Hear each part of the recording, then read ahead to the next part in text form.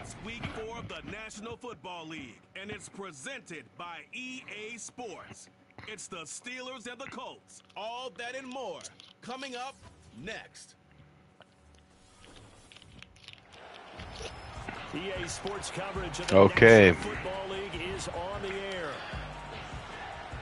With Charles Davis. So that is correct. It is almost the rematch of the 1995 AFC Championship game. It is the teams that were involved in that game, but this time they're going to play in Indianapolis. So the Pittsburgh Steelers of 1995 versus the Indianapolis Colts of the same year, 1995, playing here in week 4 of Retro Era. So usually when we get some sort of matchup like this, teams in the same year that actually played that year, for instance, if the 96 Packers play the 96 Panthers, we will probably broadcast that one as well. But here we go. Let's see who wins this time. Now, in real life, it was played in Pittsburgh, as the 95 Pittsburgh were the better regular season team than the 95 Colts. And look at this opening kickoff, returned all the way up to the 41. And in that real-life game, it was a very good one. I think it is one of the ones on YouTube that you can watch the full game. Here's Neil O'Donnell, 55 of 107, 589 yards, just one touchdown and only one pick. So he's just kind of been there doing his thing, not really winning the games with his arm or losing them. But the Steelers come into this one here in Retro Era. They are 2-1. The Colts are also 2-1.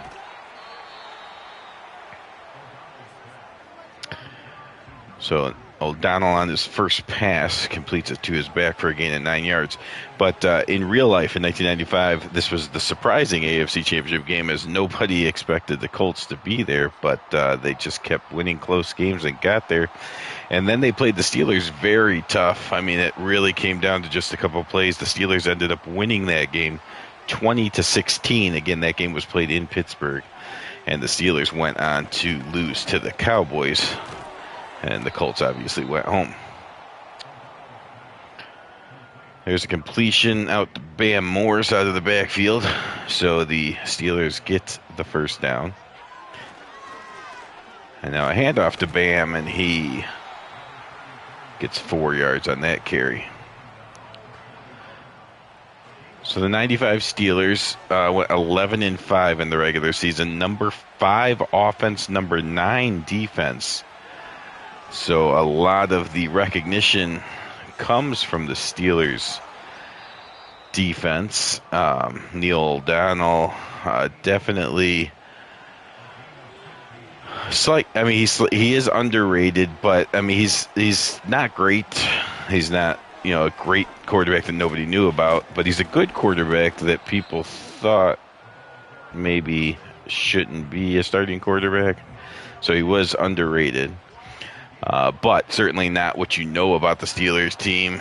He's doing here in Retro Era. He doesn't win games for you, but like he's doing in Retro Era, he doesn't really lose games for you either. Just one interception in his first 3 games.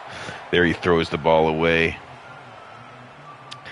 But the running game is Bam Morris has gotten a couple carries, but that's sort of it's between Pegram and Morris. They both kind of share carries, so no superstar there. Yancey Thigpen, the wide receiver, did have a great year, so it's surprising that they were the number 5 offense, as there's not many superstars on the offense. Most people remember this team for their linebackers, Kevin Green and Greg Lloyd. So surprised to hear maybe. There's Bam Morris, makes a nice cutback, and he will get into the end zone. So the Steelers go, as I'm talking about, nobody giving their offense credit. Bill Cowher obviously believes in his team as he goes for it on 4th down, and it turns it into a touchdown, a 15-yard touchdown run by Bam. And the Steelers take the lead 7-0. So there you go, the 5th best offense in 95. The Steelers had the 9th best defense, so they actually were a quote-unquote offensive team, which I think most people forget. Here's another good return. So the Steelers returned it out to the 40-yard line, or close to it. The Colts answer by returning out near the 35, and out comes Jim Harbaugh to lead the Colts. He's around 70%, just under 70%, 625 yards, 4 touchdowns to 1 interception. So Harbaugh has been more instrumental in winning games for his team than Neil O'Donnell has been for his. The Colts, I said before, when they met in the championship game, it was a surprise because no one expected the Colts to be there. And that is true. They were 17th in offense, scoring just over 20 points per game. So out of 30 teams, that means they were a below average, basically average, but slightly below average offense, 17th. And then their defense was 5th. So again, this is the same year, guys. This is 1995. So the Steelers, who I just feel like, because of the Steel Curtain, because even the Bill Cowher teams was mostly known about their defense. But here in 95, let's not forget the Colts are the 5th best defense. The Steelers are 9th. So the better defense in this game is the Colts defense. And the better offense in this game is the Steelers offense. Maybe a surprise to some.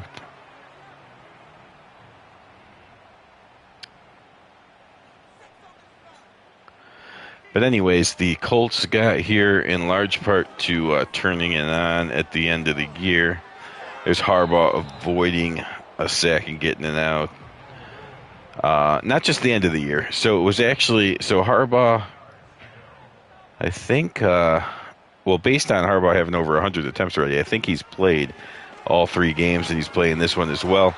Now remember, in retro era, we are representing injuries, but not just injuries. Even if the player was just benched or didn't play in a game, we are trying to reflect that to really show the team, how the team performed. Harbaugh started 12 of the 16 games. So this is his 4th start already. But he is going to have to give way and let Craig Erickson start 3 of those, and actually Paul Justin starts 1 as well. So Harbaugh won't be able to keep this up, but a lot of the reason that they made the playoffs was because of Harbaugh. He actually led the league in 1995 in passer rating, the only quarterback to go over a 100 rating, as it was 100.7. There's another penalty. A couple penalties so far. Kevin Green and now Jason Matthews holding on offense. So that brings it back to a 2nd and 24.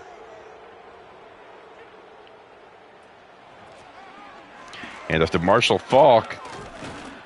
So again, remember, the Steelers are the better offense, yet Harbaugh had a better season than Neil O'Donnell. Marshall Faulk is a better running back than what the Steelers have. Yancey Thigpen of the Steelers, of course, is the better receiver, though. So it's a little bit tricky in this matchup. Kevin Green chasing Harbaugh. He's able to avoid the sack and get rid of the ball. That's just a field positioning game, but it is important. That's kind of the thing that both these quarterbacks do well, is keep their teams out of bad situations. All right, so second drive will give you a little bit more information about the teams. So Neil O'Donnell, this is his 4th start here in retro. Oh, there's a huge hole. And Bad Morris breaks a tackle and gets up to the 30-yard line. So Morris is up to 46 yards with a touchdown on just 4 carries, having a great start. But I was going to say, Neil O'Donnell also is the starter for only 75% of the season. So Mike Tomczak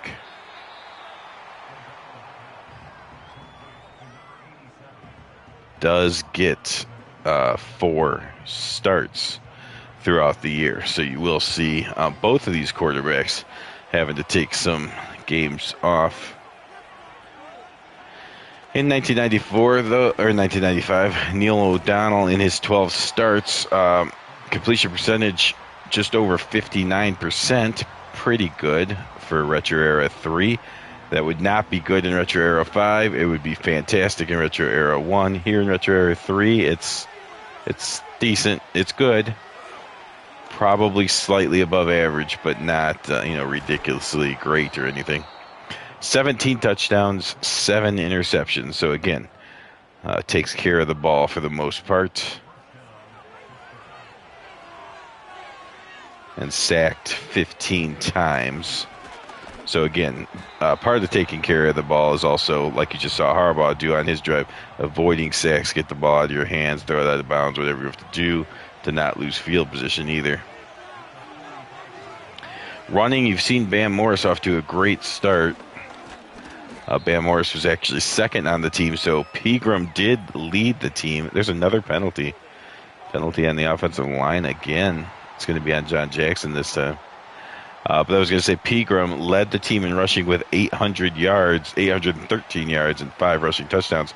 But Bam Morris added 559 yards and 9 touchdowns. Bam Morris was the starting running back 4 games, so basically 1/3 of the season. He's starting this one. But Pegram has had the starts before this, so Pegram will start 11, Bam Morris 4, and then McAfee will actually get a start somewhere during this season. There's O'Donnell tossing it out of bounds, so it would have been double coverage. So again, not wanting to take the interception chance. It gets rid of it, and they'll punt.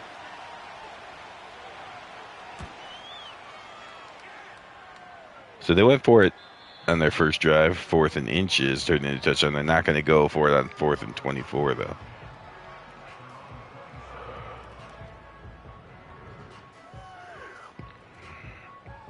Colts come back out. Let's learn a little bit more about what they did, what this 1995 Colts team is all about. We told you Harbaugh started 12 of those 16 games, or 3/4 of the time he was the starter. In those games, 63.7% completion percentage. That is definitely good for this era. 17 touchdowns, just like Neil O'Donnell. 5 interceptions, so 2 less interceptions. Actually led the AFC in both interception rate and quarterback rating. Again, the only quarterback in 95 with the quarterback rating over 100. Actually did get some votes for league MVP, so Jimmy Harbaugh representing here in 1995. There's a handoff, and I think that's Crockett running over people, through people. So the Colts have a nice little duo back there. Now Marshall Faulk starts all 16 games, so he does not have to give way to anyone. But when he does want to break, Ray Crockett is certainly a different running back. But not the only one on the team. So, sorry, not Ray Crockett, Zach Crockett.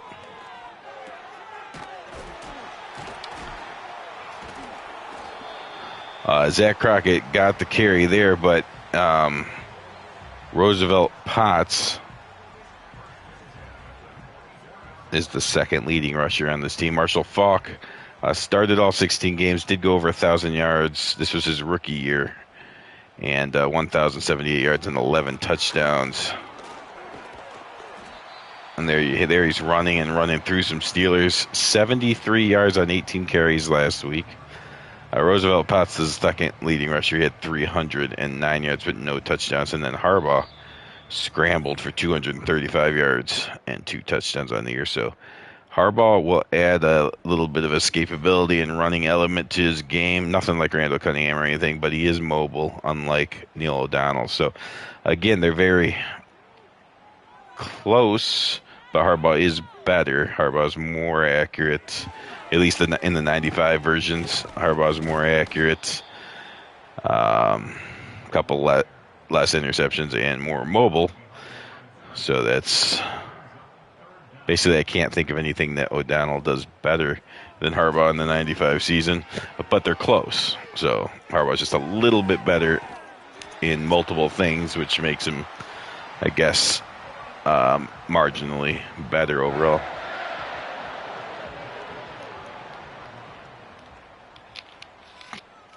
And you see part of that is represented with the star that's under Harbaugh's feet. There's a pass out to Dilger. So the Colts offense, led by a lot of young guys. Falk, the leading rusher in his rookie year, he also had 56 receptions. Oh, I said Harbaugh can avoid some sacks, but not that one. Play action pass, and by the time he was done faking the handoff, Kirkland was back there and put a shot on Harbaugh. Green was coming too, but Kirkland got there before Harbaugh could do anything about it. So again, Marshall Faulk, the rookie running back, is the team leader in receptions in real life with 56. Dawkins was the best receiver with 52 catches, and he's only 24-year-old. And then Ken Dilger, the young tight end, also only 24 years old with 42 catches. So definitely a young offense, skill position-wise. Harbaugh, of course, is 32 at this time.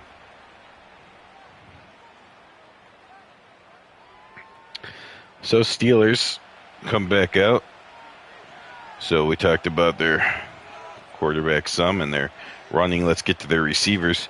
So their receiving corps definitely led by, he was trying to go to Yancey Thigpen, who actually had a step on Buchanan, but Buchanan, it was slightly underthrown, and that allowed Buchanan to get back and knock it down. But Yancey Thigpen led the team with 85 catches and over 1,300 yards. The next closest is Andre Hastings with 48 catches, so almost a 40 reception difference and an 800-yard difference. As Yancey Thigpen again was over 1,300 yards. Oh my gosh. Neil O'Donnell tried to throw an interception there. He's usually careful with the ball, so I think he just did not see Jeff Herod at all. And Herod dropped the interception, so a break there for the Steelers.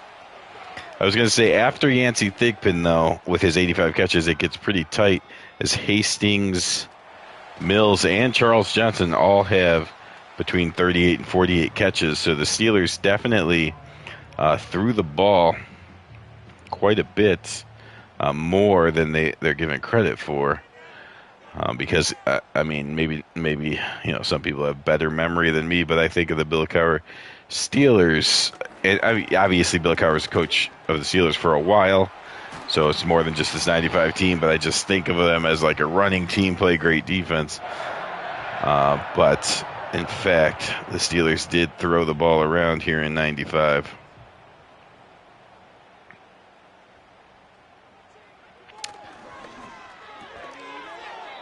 Looking at the stats here real quick, the Steelers threw the ball 98 more times than they ran it. So again, a little bit surprising, I think, to some. Oh, Harbaugh throws, and he does not get away with it. Greg Lloyd, who usually is coming on the rush, drops back into like a zone blitz or something, and Harbaugh did not expect that and threw it right to him. So for the first turnover of the game.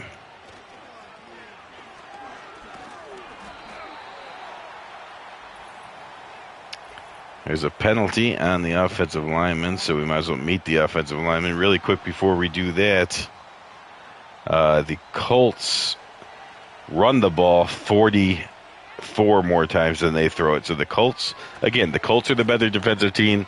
The Colts are the more run-first team. The Steelers are the pass-first team and the offensive team in this matchup. So just not the Steelers that you thought they were.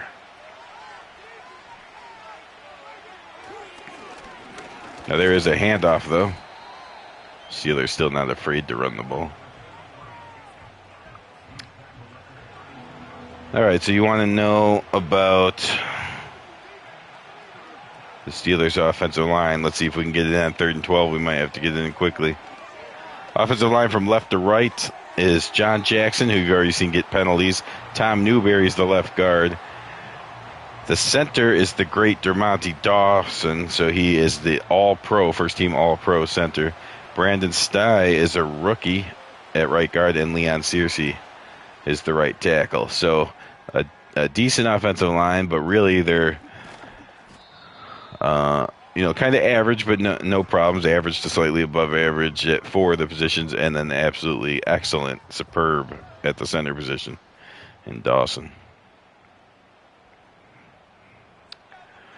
Go over some Colts offensive line here. Oh, there's another handoff to... There's Crockett again getting the carry. Crockett being used more than he was in the 95 regular season. Now Crockett had a big playoff performance, which was so shocking because they used him so little in the regular season. But here in Retro Era, they are using Crockett. And there's Marshall Faulk again running behind this offensive line. At left tackle, you have the Pro Bowl Will Wolford. At left guard is Randy Dixon. In the center is Kirk Loudermilk. At right guard is Joe Stansniak.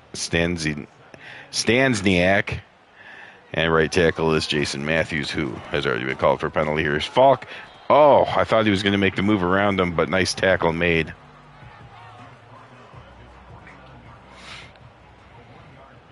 Now a 3rd and 6. This is where Lloyd and Green are usually charging, but they put Lloyd back in coverage again, and Harbaugh almost threw an interception again.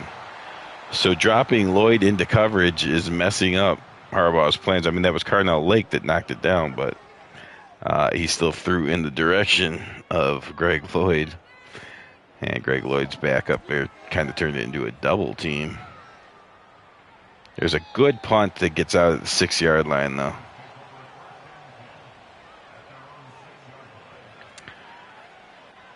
So the Steelers take over. We said the Colts were the better defensive team statistically, but again, not high profile guys. Definitely a team defense effort. Take a look at the names and see how many you recognize as superstars. On the line most of the time is Bernard Winnington, Tony McCoy, Tony Siragusa, and Tony Bennett. Tony Bennett did have 10.5 sacks, so that's a borderline star, but not a Pro Bowler. The linebackers, Steve Grant, Jeff Harrod, and Quentin Coriat. Now, Quentin Coriat was very high potential watching some of these games from 95 to refamiliarize myself with the Colts, and their ratings and things. They were definitely high on him, but I wouldn't say he ended up being a stellar career or anything. Jeff Harrod is definitely a name that you'll probably remember, and Tony Siragusa, but maybe for the wrong reasons. You probably remember him from the 2000 Ravens. But the secondary, real quick, Ray Buchanan, that is a name right there. Eugene Daniels, a very solid corner as well. David Tate and Jason Belser are the safeties. So there are some names, but just no superstars and 0 Pro Bowlers. Now Harbaugh comes out, completes to Dilger for a small gain. Now again, the Steeler team, like I said, statistically worse than the Colts defense, but name recognition-wise, certainly better. The 3 up front are Preston Buckner, looking deep and complete. Harbaugh hitting the young receiver, his favorite receiver, Sean Dawkins, for a big gain, and that makes it 1st and goal. Up front for the Steelers, Buckner, Joel Steed, and Ray Seals. The linebackers, you probably know all 4 of these names, but definitely the 2 on the outside. From left to right on the defense, Kevin Green, the Pro Bowl linebacker, Levon Kirkland, who you've already seen get a sack, Chad Brown, who will later have success on the Seahawks. You'll see him on the Seahawks if we ever do Retro Era 4. And then Greg Lloyd is the All-Pro linebacker and the kind of the heart and soul of this Steelers defense, if not the entire team. Corners are Willie Williams and Carnell Lake. Rod Woodson is on the team, but he gets hurt for most of the season, so you will see him very little. We have not seen him yet today. And then the safeties are Darren Perry and Myron Bell.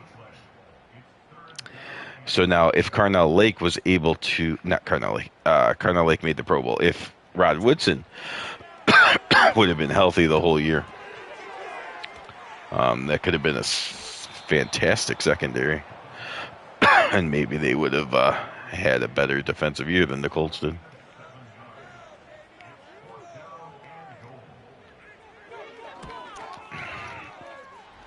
So the Colts settle for a field goal. And the kicker does answer it. So the Colts pulled it within 7-3. Remember, in real life, this game ended up being 20-16. So the Steelers won by 4 in real life. They're up by 4 right now. But we still have more than a whole half to go.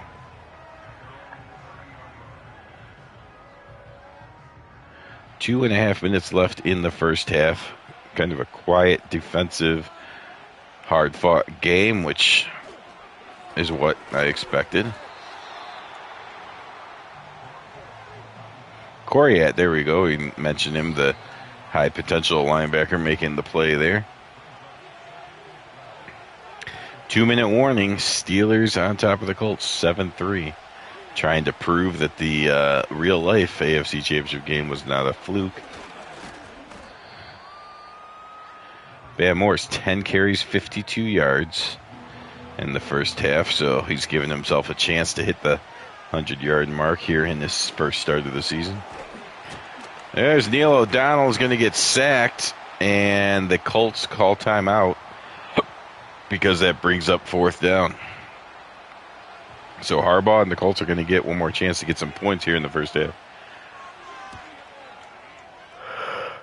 It's a nice long punt, but he's going to have room to return it. Gets it out across the 35 to the 36-yard line.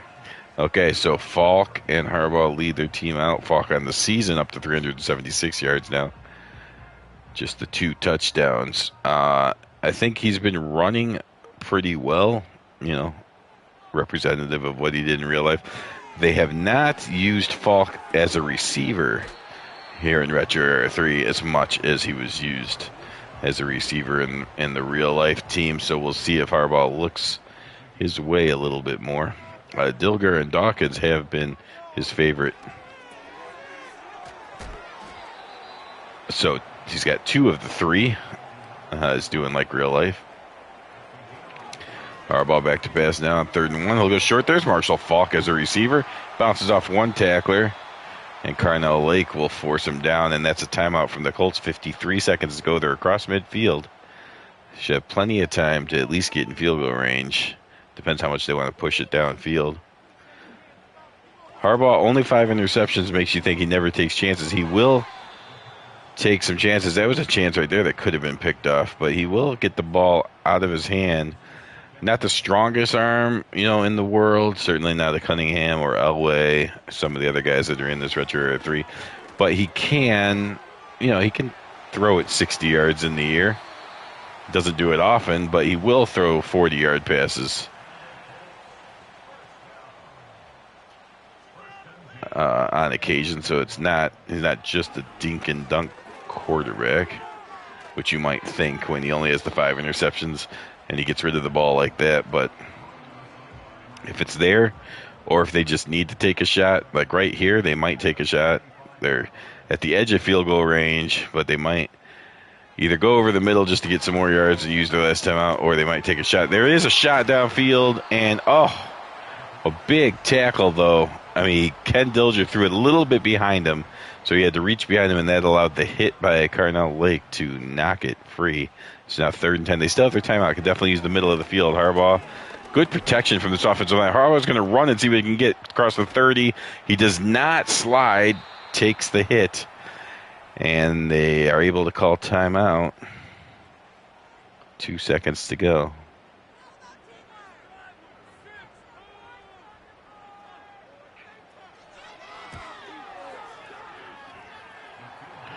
Hey, Justin. Justin, the hero in hockey tonight. 6-2 win, if I got that right. The Colts put a field goal on the board right before the half. Make it 7-6, so it's anyone's game. Let's take a look and see if the halftime report will be anything interesting. Okay, this was a good game. The Giants remain undefeated by winning at home 24-17 over the Cowboys. See some of the stats there. Joe Morris and Emmitt Smith were both ridiculous. Smith had over 200 yards, but Joe Morris found the end zone 3 times.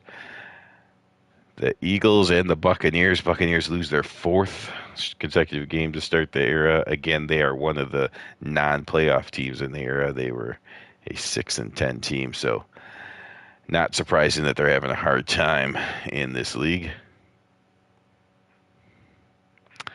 And we always got to see the Steamers when the Steamers upset a team. How embarrassing for the Jaguars. They were 0-3. Figured they're definitely getting off the snide with a trip to Memphis, but no, they're the second team in Red Area 3 to fall to the, I guess, I mean, I don't want to say semi-pro because there are real players on there like Eric Dickerson and such, but kind of the cast-off team, the team that's supposed to be there for you to beat, but the Jaguars did not take advantage.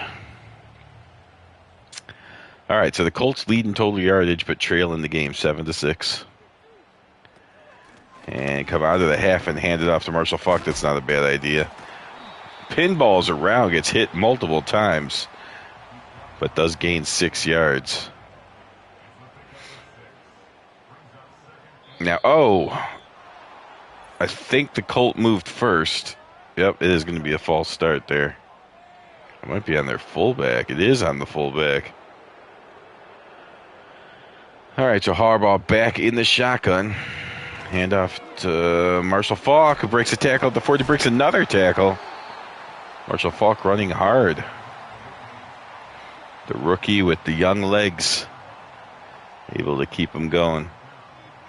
Now on 3rd and inches, Harbaugh is going to throw. And does he hold on? He does. Completes.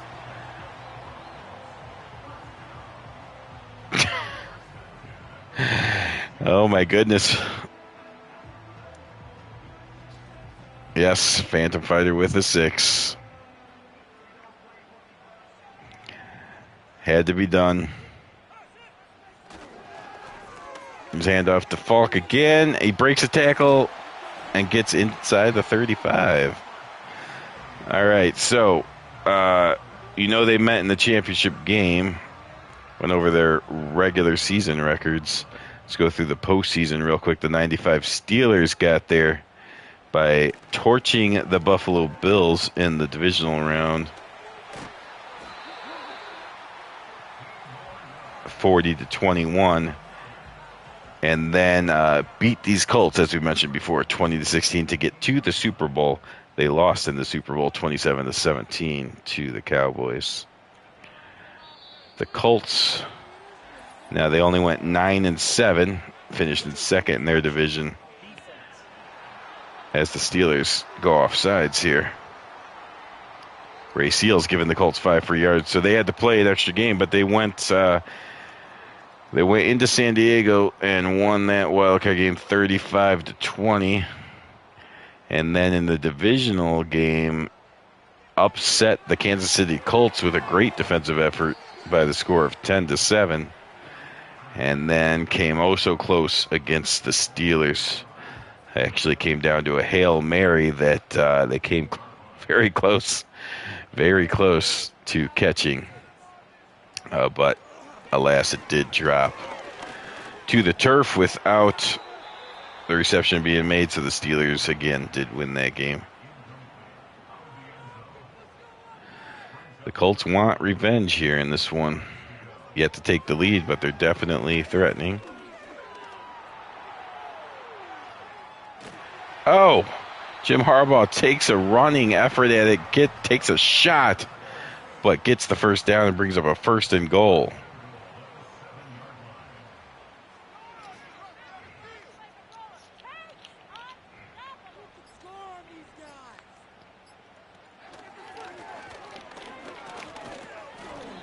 There's a handoff to Crockett again. The Colts changing it up. I think that's 3 different backs that have carried the ball. A nice long drive here by the Colts. They've already had it for 5.5 minutes. And there's a handoff to Crockett. He's going to get into the end zone. So the Colts finally find the end zone. And the lead is theirs. And they're going to come out for more. They want 2 more points here. 12-7. Trying to make it 14-7. Let's see what they go. It's a pitch out to Falk. And he cuts it back. It gets into the end zone. 2-point conversion is good. The Colts able to run it right down the Steelers' throat in the 2 consecutive plays. And take the lead 14-7. Could be a slight upset here.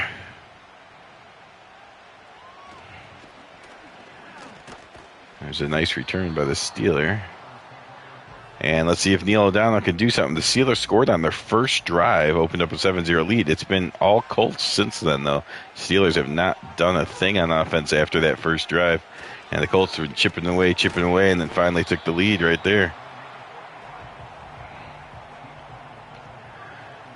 Only 2 yards on that handoff. Colts again, as usual, playing very good team defense. Oh! That time they go with their fullback, Lester, and he slams into the line but only gains 2 yards. O'Donnell back to pass, and here comes Herrod on the blitz. Buries O'Donnell. He actually drops the ball. It's a fumble, but lucky for the Steelers, it bounces right back up to him. So earlier, Neil O'Donnell hit Herrod right in the hands, and he did not catch the ball for an interception that time. Herrod forces the fumble, and a lucky bounce goes right back into O'Donnell's hands. So a couple lucky bounces, or unlucky from the Colts' point of view. Otherwise, this could be the Colts up by more. I wouldn't say they're completely dominating the game, but they are certainly winning. They deserve to be up by at least 7. Could argue that they should probably be up by double digits at this point. The Colts are getting more and more aggressive at running the ball as well. Starting to maybe tire out the Steeler defense. Oh, and look at this. They fake it to Falk and go for an end reverse. And Myron Bell is having none of that, so the trickery does not work. And, but then Harbaugh with the hard count, I think, just pulled the Steelers offsides again. Oh, my goodness. The Steelers just give a first down for free to the Colts, and the Steelers got to get their act together. They're going to end up losing this game. And off to Falk. Breaks the first tackle. It's a gain of 3. More time coming off the clock. Still in the third quarter, and it's only a 1-score game, so clock not an issue. But the Colts are, just by possessing the ball the entire quarter so far, it's got to be tiring out the Steelers defense. Let's see if the Steelers can get off the field here on 3rd and 6. Harbaugh from the shotgun. Good job on Lloyd, and then Harbaugh with a nice throw to the sidelines. Perfect throw in between a couple Steelers. Makes the throws when they matter, boys. That's what he does. And the Colts inside the 30 now. Fake handoff to Falk. Gets it out to his tight end, Dilger, who... Why did I say Dilger? It's Dilger. Who breaks a tackle and gets up to the 20-yard line. So the Colts coming out with... that wasn't necessarily a trick play, but they're getting a little bit fancier. Definitely a confidence is flowing. And the Steelers keep making mistakes. Another offsides, another free first down for the Colts. Hand off to Falk, and that's Greg Lloyd. I told you he's the heart and soul of this Steeler defense. He makes a big play there. Or a big hit, I should say. Not really a big play, but let's see if that fires up his teammates a little bit here. Harbaugh with the quick throw, and nice hit by Perry to jar the ball loose from Dawkins. So a couple big hits on back-to-back plays. Steelers at least getting a little bit more emotion into their defense, which they needed something. Harbaugh now on 3rd and long, fires downfield, and it's knocked down. So, there's Rodwich. I told you we wouldn't see him much, but he comes in on a very important 3rd down and makes a play. And the Colts will settle for their third field goal attempt. The kicker's been perfect so far, and this is the easiest of the three. Puts that right down the middle. So the Colts extend they've scored 17 points in a row now, 17 unanswered. And the Steelers now down by 10. Again, they've done absolutely nothing offensively since the first drive of the game. So can they put something together here to try to turn this into an interesting game again? O'Donnell back to pass.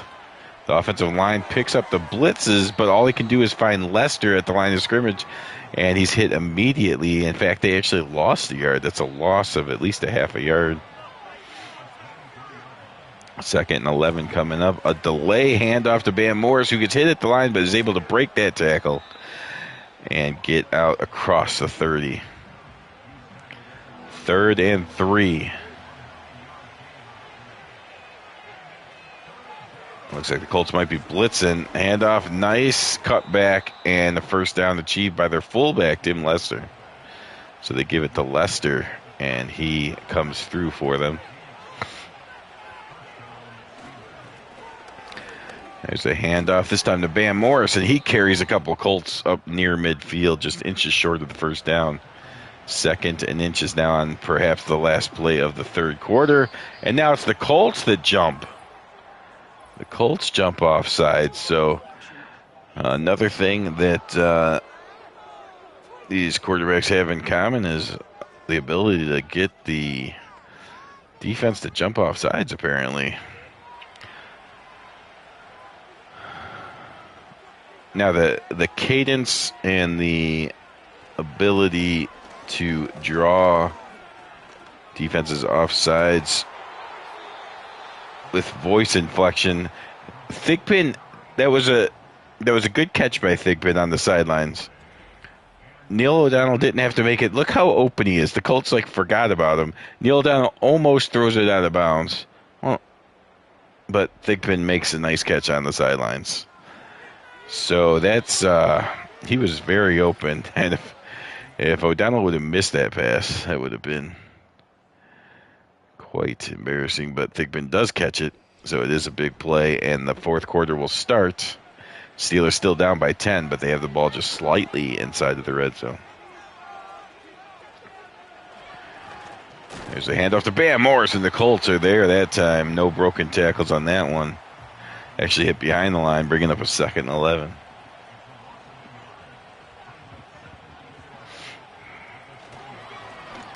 There's a handoff to, I think that's Lester this time. Lester getting a few carries from the fullback position.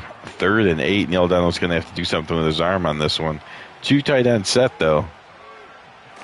And they're actually going to hand off even on 3rd and 8, maybe trying to trick the Colts. The Colts not too surprised, probably because they came out with 2 tight ends. So they made the tackle, and they force a field goal opportunity. Well, it is good. The good news is the Steelers have finally done something since the first drive of the game. They get some points and the streak of Colt domination. And they get one of the 2 scores. They were down by 2 scores. They needed 1. They got 1. So it makes it a 1-score game. But now the Colts offense has been getting more and more confident. They haven't been able to they only put the ball in the end zone 1 time. They've been stopped 3 field goals, but they have put some nice long drives together. So let's see if the Steelers can get off the field faster this time, or if the Colts will just run some clock.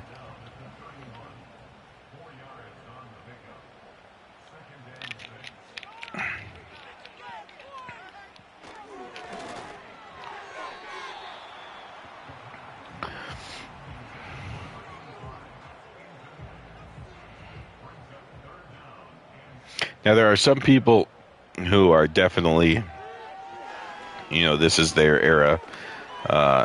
Jim Harbaugh, for instance, he's not going to make it to the next era. He's already 32 years old in this one here. But this is his team, his Colt team.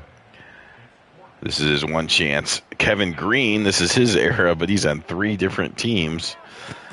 as he's on the 89 Rams, this 95 Steeler team, and the 96 Panthers. So he's got 3 chances to win this particular era. But then you have other people like Marshall Faulk, the Colts running back. He's just a rookie right now. So he's made it here into Retro Era 3, but his era really is Retro Era 4. So if we get to that, you'll see him, of course, on the greatest show on turf, the 99 St. Louis Rams. And he's very good here as a rookie. Again, over 1,000 yards running, over 50 catches as a receiver, but that's almost only a little bit more than half of what he's going to do as a member of that Rams team. So if you like what you've seen from Faulk here today, wait till his true era of Retro Era 4. There's a handoff to, I think that was Morris. I'm not really sure. It doesn't really matter because it's holding on the Steelers. So the Steelers, again, shooting themselves in the foot. This time it's on Newberry. 1st and 20. More work cut out for Neil O'Donnell here. There's a handoff to Lester. He gets a couple yards back. 9.5 to go. Again, just a 1-score game, but there's more jumping. I think this is going to be on the Steelers yet again. Crowd definitely making an impact. Steelers having all kinds of penalty problems. There's a handoff and a huge hole. So the handoff seems silly on 2nd and 22, but then when he gains 12 yards, it's a great call, coach. 3rd and 10, still not easy, but at least not impossible. Oh, O'Donnell actually had a Colt jump, but did not snap it quick enough. And now Neil O'Donnell in trouble, gets the ball out of his hand to avoid the sack. And the Steelers will go ahead and punt, counting on their defense to get the ball back. I mean, there's almost 9 minutes to go, so they should definitely, if they don't get the ball back in a 9-minute drive, then I'm sure they're giving up a touchdown.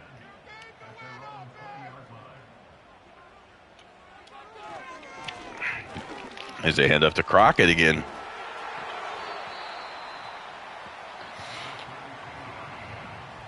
And Bell comes up to take him down after a gain of 4. Harbaugh on the shotgun with backs on either side. And he will fire to his big tight end, Ken Dillinger. Gain of 5 more. Brings up 3rd and 1. Harbaugh back to the shotgun again. Oh, I think that was on the Colt this time, though. No. Oh, the Steeler jumped first is what the refs are saying. Brenston Buckner. Man, the Steelers, I'm pretty sure the Steelers have had more penalties in this game than any other Retro Era 3 game so far. Head off to Folk. He's taken down by Kevin Green. It looked like he was maybe trying to jump over somebody else. Harbaugh talking to the official about something. It was a big hit. Didn't seem like a dirty hit or anything. Not sure exactly what Harbaugh was talking about there. But you can see Harbaugh definitely working on the clock down to 3 seconds before he snaps the ball. Fires underneath Dawkins. Carnell Lake comes up and hits him back into Lloyd, who finishes him off. And the Colts are 1 yard away from first down. Down under 6 minutes now. Every first down the Colts get, they're able to take another couple minutes off the clock. Hand off to Crockett, who gets a block and much more. A first down and more. Did he get down? Well, it's over 5 minutes. It doesn't matter. So the clock will continue to run. The Colts are getting closer and closer to field goal range. So now the Steelers wanted to get him off the field as quick as possible to save clock. Now they really need to tighten up, because if they give up any more yards, they're going to give up a field goal. And then said the Steelers' passing offense is better than you might think, but it's not necessarily explosive. I don't know if they're the kind of team that's going to get 2 scores in 3 minutes or anything. So really got to stop here. They're right on the edge. And Harbaugh completes a first down. Big pass there. That's what winning football is all about. That's the difference. Picking up these third and short or mediums that allows them to take more clock off. Play action pass. It made Kevin Green take one step off the route to Harbaugh, but that was not enough to shake him. He didn't buy it enough. He hesitated for a second, but still not enough time for Harbaugh to get rid of it. So that's a big play by Green because they were already in field goal range. Green kind of knocks them out of field goal range, or at least out of easy field goal range. The first down definitely still lets them work the clock, but the sack by Green might have taken 3 points off the board. Now, if Harbaugh's smart here, he lets us go to 2-minute warning. He is. So Harbaugh playing winning football for sure, picking up that first down with a good throw. Letting the clock run down to the 2-minute warning there. Now, even if they hand off and cannot get a field goal, I think you throw. I think you try to get yards. Nope, they hand off. See if Marshall Faulk can do it. He gets a couple. Steelers call timeout. This is an interesting call now. 53-yarder is definitely possible, but no, they're going to do the safer approach.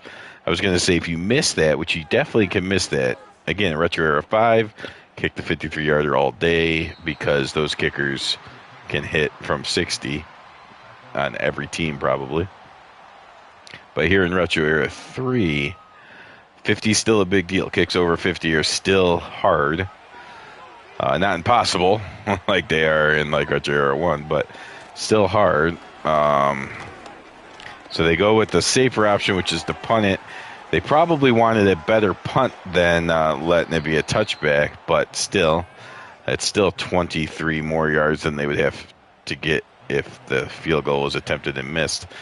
Van Morse does a good job there. He turns like a 1-yard gain into a first down. And there's Mills. I think that would have been Mills' first catch, but the Colts knocked it out of his hands.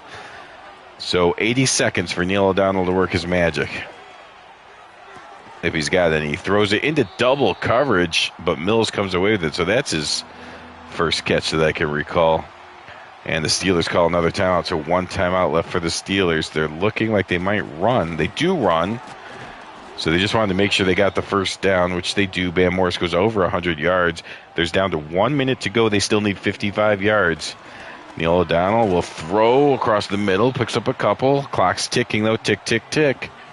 45 seconds left. O'Donnell hurries to the line. Some motion there. Play action pass. O'Donnell in trouble, gets rid of it, and that's a smart play. A sack would have took at least probably 15 more seconds off the clock. So that was smart to get rid of it. 3rd and 4.